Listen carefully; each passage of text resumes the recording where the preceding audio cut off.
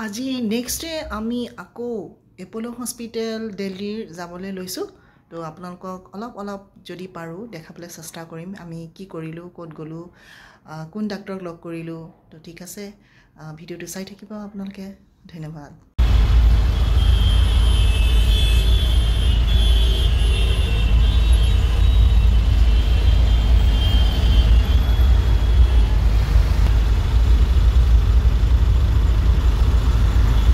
এয়া আমি Apollo hospital পালোঁ ৰাস্তাৰ কাষৰ পৰা বৰ ধুনীয়াকৈ দেখা গৈছে সেয়া ওখ যে বিল্ডিংটো সেইটোৱে আমি ট্ৰেফিক ছিগনেল পালেই আমি যাম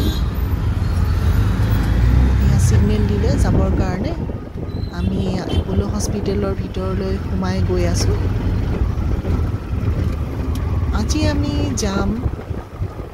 লগ কৰিম আমাৰ গুৱাহাটীৰে আমাৰ ভিন্দৰ লগৰ ডক্টৰ হয় তেখেতৰ নাম হ'ল সুশীল কুমাৰ জৈন তেখেত সিনিয়ৰ কনসালটেন্ট হয় আৰু এজন বহুত ভাল সাৰ্জন হয় তো আমি তেখেতকে লগ কৰিম তেখেতে যিহেতু আমাক কৈ দিব কোনজন ডক্টৰ ভাল সৰু সুৰা কিবা কিবি সমস্যা থাকিলে দেখাই লোৱাটো ভাল আমি ভিতৰলৈ গৈ আছোঁ মোৰ মাহঁত অলৰেডি গৈ পালেগৈ আমি পিছতহে গৈছোঁ আৰু মাইনা সিহঁতৰ লগতে গৈছে নম্বৰটো এইফালে আছিলে এইফালে তেখেতৰ লগত একচুৱেলি আমি চিনাকি হ'বৰ কাৰণে আহিলোঁ আৰু মাক এবাৰ দেখালোঁ লগ কৰিলে মাক মানে নিজৰ মাৰ নিচিনা বুলি ভাবে আৰু মই এফালে ভিডিঅ' কৰিলোঁ নিতুজি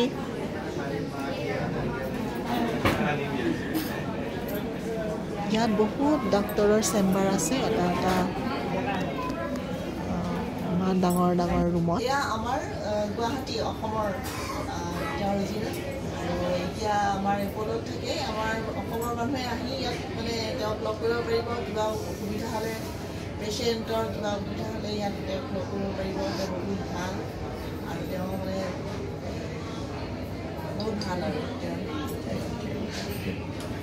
এইখনত আহি ভাল লাগিলে ঘৰৰ নিচিনা লাগিলে আমাৰ ভিন্দৰ লগৰ হয় একেলগে পঢ়া কলেজত আৰু স্কুলত গতিকে তেখেতক লগ পাই খুব ভাল লাগিলে আৰু মাক শেষত তেওঁ চেম্বাৰলৈ মাতি নিলে তেওঁ ছিনিয়ৰ কনচালটেণ্ট হয় ভাল চাৰ্জন হয় তাৰপাছত আমাৰ ভোক লাগিলে আমি তাতে ভিতৰত থকা ৰেষ্টুৰেণ্টত আমি অৰ্ডাৰ কৰিলোঁ কিন্তু খানা মানে এনেকুৱা জ্বলা নহয় এইবোৰ মানে আমাৰ কাৰণে নহয় আৰু ভালে আছিলে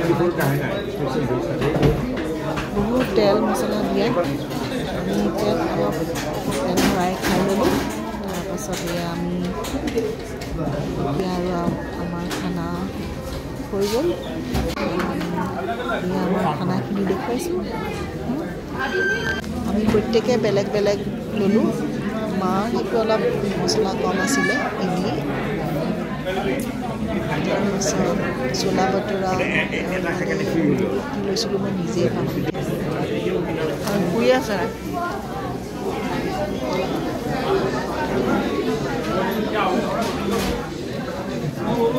মাইনা শুয়ে গ'ল